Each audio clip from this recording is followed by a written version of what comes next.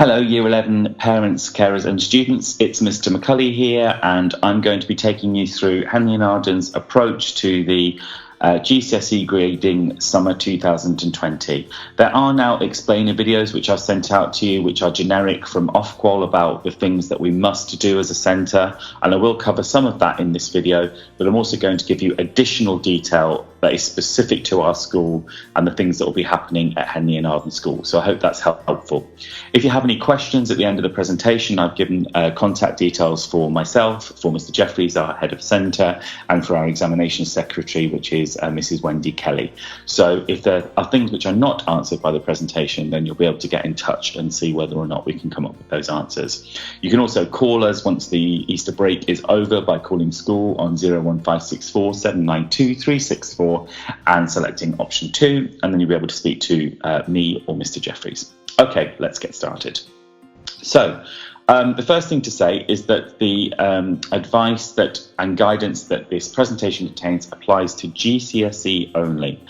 At the moment, the guidance does not cover applied general qualifications. So on screen now, you can see all of the GCSE subjects that we have in the top half of the screen at Henley, split up into the core, English Baccalaureate and open groups, but they're all GCSE qualifications. The qualifications that we offer that are not GCSE and therefore not yet covered by this guidance are the BTEC Level 2 in Performing Arts, that's for our acting students. Another specialist performing arts qualification that we offer is the RSL Technical Award in Creative and Performing Arts, and that's for dance pathway students. The Information Technologies and Business Enterprise and Marketing Cambridge National qualifications are NCFE Level 2 Technical Award in Graphics.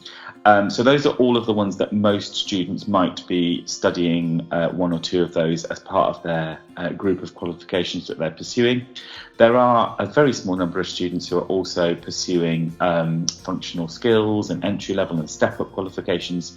They are also not yet covered by this guidance. The reason for that is that most GCSEs, since they were reformed into the new 9-to-1 qualifications, contain very little non-examination assessment or coursework, as you're probably more familiar with the term. And most of them have terminal exams at the end, which have been cancelled. However, it is much more complex how we're going to unpick the applied general and vocational qualifications, because they're assessed in a very different way. In some of those qualifications, there will be a large part of the evidence towards the qualification that has already been collected. In some, there might be less.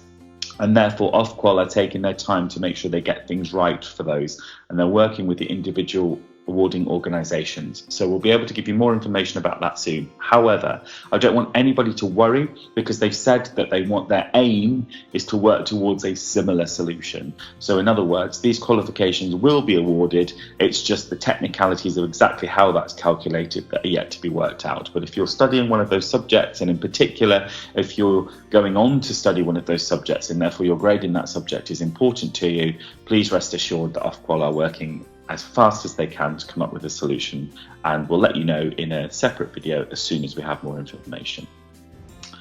Okay, so how is this all going to work? Well, schools must provide a grade and a rank for each pupil in each subject.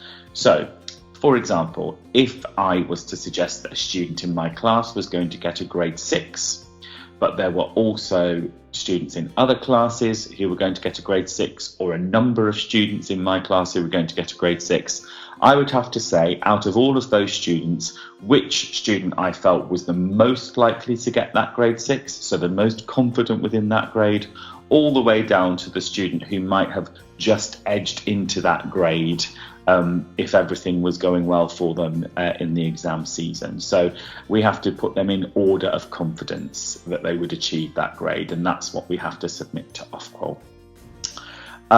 We don't need to send this data as a school to the exam boards any earlier than the 29th of May 2020. We may even have a bit longer than that, but they said that it won't be any earlier than that, and therefore we will have plenty of time as a team to be able to come to the right judgment, to make sure that we're considering things correctly. There's no rush on us to be able to provide those judgments to the government. So I want you to be absolutely sure that that's happening.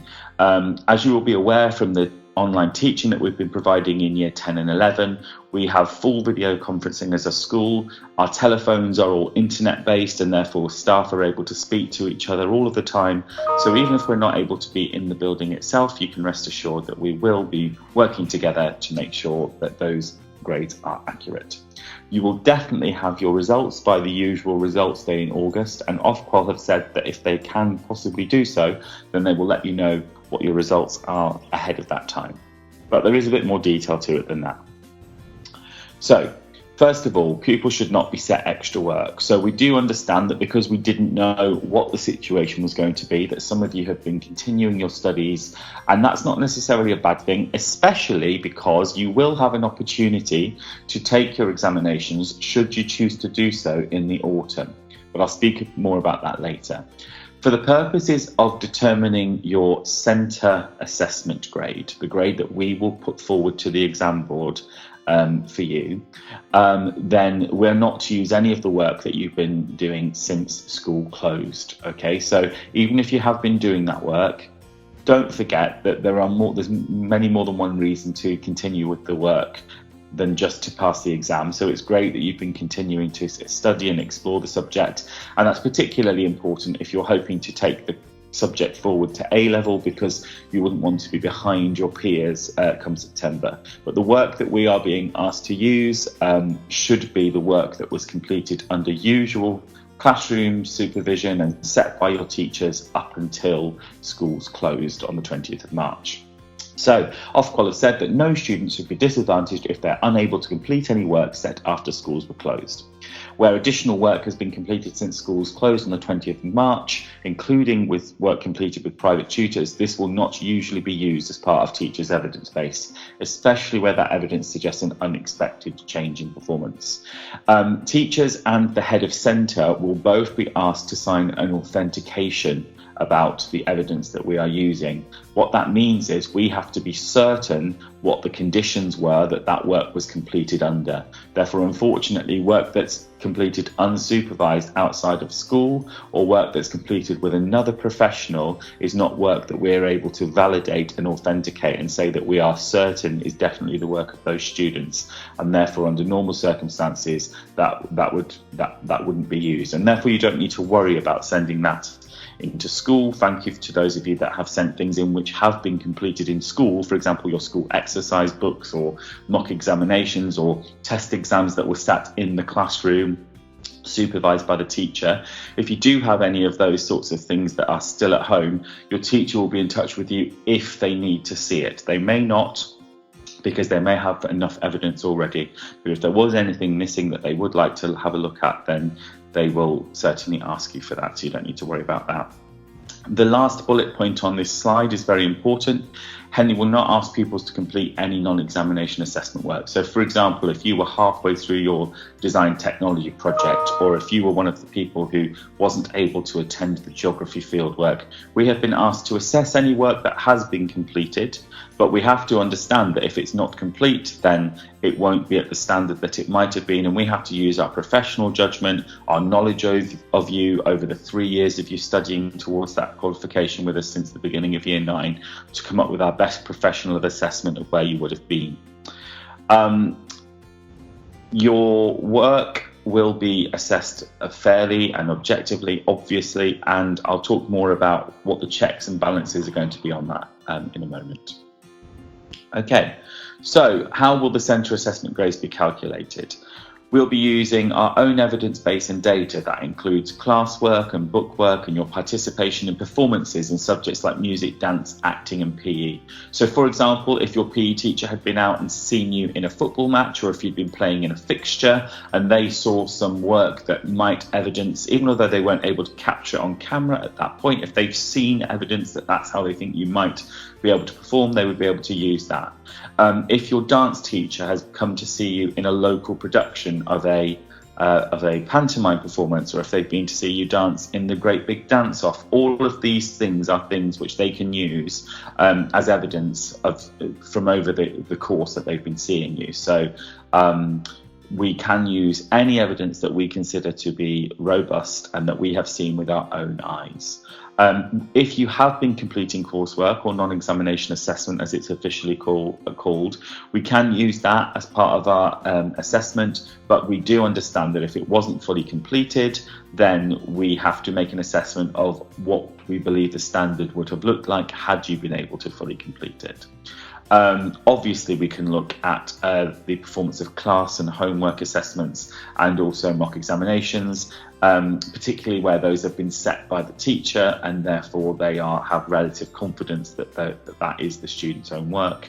And also your tier of entry is important. So if you were entered for foundation, for example, or for higher, there's only a certain range of grades that you would have been able to achieve in the summer, and therefore your tier of entry will also come into impact upon the calculated the centre assessment grade that we're able to put forward for you. So what's the difference then between a centre assessment grade and the calculated grade that you will be given in the summer? Well, the centre assessment grades that we put forward as a school will be sent to Ofqual, but they will then be using a statistical model to look at what the result profile looks like for the country usually. Okay, so it can't be the case that everybody this year achieves a grade 9 in all of their GCSEs, because we know over time what the usual distribution of grades is, and Ofqual will look to ensure that the usual distribution of grades is given just as it normally would be. They will look at things like our school's performance over time and how well students tend to do at Henley-in-Arden School overall. They'll look at the key stage 2 starting points of most students in the country and what that would have suggested about the performance for this particular cohort nationally. And they'll also look at that in terms of our school as a whole. And they'll use any other relevant information that their statisticians think is correct in order to be able to come up with these grades. We will not usually be considered to calculate centre assessment grades. What will not usually be is work that's done outside of school. As I've said, work with private tutors or work that's been completed unsupervised outside of the usual classroom environment. That's not going to be part of what we're able to use. So the calculated grades in the summer don't necessarily look like the ones that we are submitting. And I should make clear at this point that we're not allowed to tell you what our centre assessment grade is. It may go up, it may go down from what we submit to the exam board, but unfortunately we're not allowed to tell you what that is. More about that in a moment. Okay, your centre assessment grades are not necessarily the same as your predicted grades that were provided on references for your further education providers, for your sixth forms and your colleges. Okay, so those remain your predicted grades, and the ones that we've sent on as what we believed at that time was the estimated or predicted grades for you, but they're not necessarily the same as the grades that we will be putting forward for you as a centre assessment grade, because those have to be arrived at using a very strict formula. It must be scrutinised by at least 2 teachers from a subject area. So, for example, that might be Miss Galt and Mr. Walton in the mathematics department as the head of department and the second in department, because there are multiple teachers in that team. Where there are teachers who are the sole teacher of a subject, for example, music or art, then those will also be scrutinised by at least 2 teachers, and the evidence base will be scrutinised by 2 teachers, and I will be that second check, or I will appoint somebody else who has a more similar background in terms of subject, but you can be assured that it will be all checked by at least 2 teachers before it is submitted to Mr. Jeffries. Mr. Jeffries then has to do a check himself, and then ultimately, as our formal head of centre, it is he who will sign off and say that the grade that's being put forward, as far as we can possibly be clear, is accurate and has been arrived at in the spirit of the guidance that's been provided by Ofqual, and that we haven't been overly lenient or we haven't been overly harsh for any individual student. But I must emphasise that grade that we put forward is not necessarily the grade that students will ultimately be awarded. Those grades can go up or can go down based on the statistical modelling that Ofqual will do, and we are not allowed to tell you what the grades are that we are putting forward. The first time you will know what your calculated grade is, i.e. the grade that has been arrived at by the exam boards and Ofqual, will be when you receive your results, which, as I said, will be no later than August, and Ofqual are hoping to be able to get those to you earlier than that. There's a bit more information on this slide, which I'm not going to read through, but you can pause the video, and if you want to have a read through, then you can see this gives you more detail on what the difference between the set to assessment grade, i.e. the grade we put forward, and the ultimate calculated grade, i.e. the final grade that you will be awarded by the exam boards. Okay, what if you are usually allowed to use access arrangements, or if special consideration might have been put forward because of some particular circumstances in your life at the moment, or what if you've been absent for part of the course through no fault of your own? Those students who have special educational needs or disabilities and therefore have adjustments made to their exams, for example, extra time or a reader or a scribe or using one of our online systems, we have to award you a centre assessment grade that takes into account the fact that you would have been provided with that additional support. So in other words, we have to say what we think you would have got with the support that you are used to using, so you don't need to worry about that. Okay. Now, because you're not actually going forward to sit the examinations, there are things that happen unfortunately in people's lives, you know, the loss of a pet or a loved one or a relative, or a particularly stressful situation. And sometimes when that occurs, we're able to apply to the exam boards for something called special consideration. Now, special consideration has been cancelled this year because we're not actually going forward with the exams. But therefore, we have been asked to come up with our centre assessment grades on the basis of how we think things would have gone had you not had any of those distractions from your studies. Okay, so on that basis, there won't be a very wide scope for appeals of grades this summer. There probably will be an appeals process, but it is unlikely that many of those appeals will be successful, because if students are unhappy with the grade that is eventually awarded as a calculated grade, then you will have an additional opportunity to take the exam instead. So in particular, if you are not happy with the performance that you had been working at in school to date, and if you believed that you were going to have a burst of energy that might have meant that you would have performed significantly better in the summer than you had been doing, then it may be the case that you're not as happy with your calculated grade when it arrives through as you might otherwise have been. However, rather than appealing that grade, what is more likely to be the case is that you are then given the opportunity to take the exam in the autumn. The specific arrangements for how that's going to work have not yet been released, and so I can't tell you yet how those will work, but there will be assessment opportunities, we understand, in the autumn for students who believe that they might have done better in one or all of their exams. We'll give you more information about that as soon as we have it. Okay, almost at the end. I did mention at the beginning that I would outline who's responsible for what. So as Deputy Head at Henley, I have the responsibility for how the examinations run and making sure that they run in the way that they normally would. And I will be leading our heads of faculty, heads of department and heads of subject to ensure that the guidance we have received from Ofqual is followed to the letter, and that teachers are supported with making their professional judgments. And so if you want to ask questions about that, then you can contact me on the email address that's on the screen.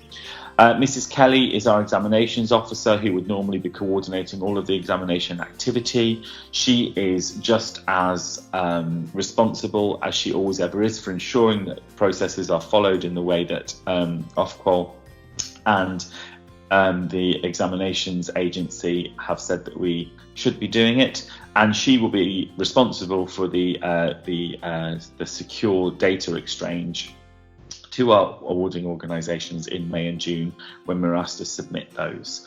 And then ultimately, our head teacher is also our formal head of centre.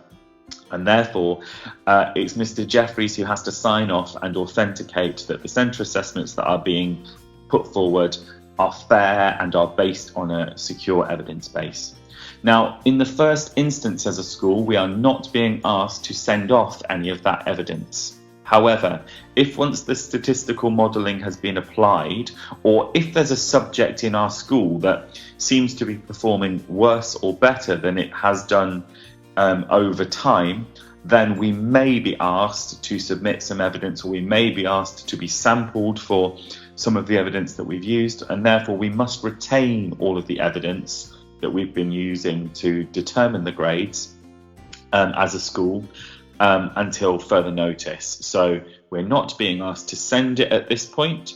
So we're not being asked to send any of the evidence at present, but it is possible that we will be asked to send a sample of some work in some subjects if it does appear that there's been, for example, a particularly strong performance from a subject this year, or if a subject doesn't appear to be performing as well as it has done in the past, then we might be able asked to just submit a bit of evidence in order that they can check our working overall. So I hope that this has been useful for you. I know it's a 20-minute video, but I wanted to be able to explain things in detail for you. If you do still have questions, then as I said, probably the easiest thing to do, because it gives me time to digest your questions and to answer them as fully as I can, is to send me an email. But if there's something that's worrying you that you'd like to chat about over the telephone, then please do just call into school and select option 2 once we return after Easter, and I'll be able to have a chat with you on the phone. And I am very conscious that there are a number of qualifications that are not GCSE that I'm not yet able to tell you the specifics around, but let me just say one final time that it is intended, the aim is that students will have similar awards and won't be disadvantaged. So I wouldn't want anybody to be worrying. It's just that the detail has not yet been worked out. Okay, I hope that's been helpful, everybody, and I'll speak to you again as soon as we have more information. Thank you very much. Henley-in-Arden School, achieving excellence together.